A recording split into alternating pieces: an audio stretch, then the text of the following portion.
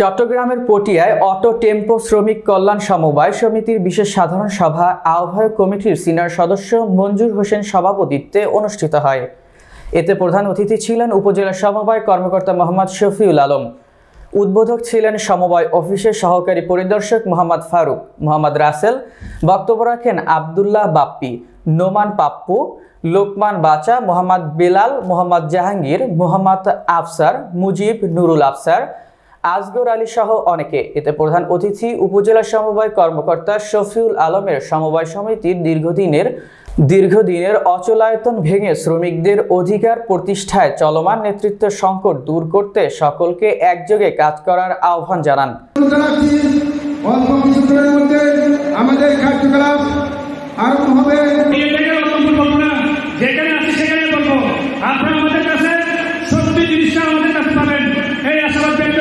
যে আমাদেরকে আজাদ করতেছে তাদেরকে অপসারণ করার জন্য আমি আমার অন্তর্বর্তী যারা আছে তাদেরকে সুবিধা জানাচ্ছি, তাদেরকে দ্রুতভাবে অপসারণ করার জন্য।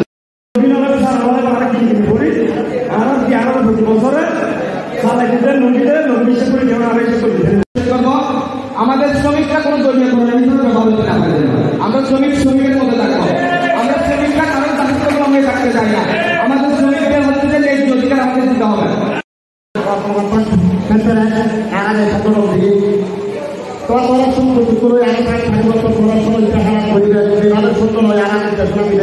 আপনার কাজ চালিয়ে যার সহযোগিতা করার দরকার আমি আছি আপনাদের সাথে, এই বলে আমার বক্তব্য। যারা পুরাতন শ্রমিক, যারা গাড়ি চালাইছেন উড়ে কাজে একটা ঈদের বোনাস থাকবে, বাদ বাকিগুলো আমরা সবাইকে মিটিং এর মাধ্যমে আলোচনা করে তা বন্টন করব। এই অন্তর্বর্তী ব্যবস্থাপনা কমিটির মেয়াদ 120 দিন এবং এই কমিটি কোন কাজ করছে 120 দিনের মধ্যে দখলের জন্য, রাজনৈতিক দখলের জন্য এবং ট্রেড ইউনিয়ন বা অন্যান্য সংগঠনের মাধ্যমে মানে উদ্যোগ নিচ্ছে এই আবেদন করে আনছেন। তো অন্তর্বর্তী ব্যবস্থাপনা কমিটিকে আপনাদেরকে কি করতে হবে, সহযোগিতা করতে হবে। ওনাদের মূল কাজ করতে নির্বাচনটা দেওয়া। এখন নির্বাচন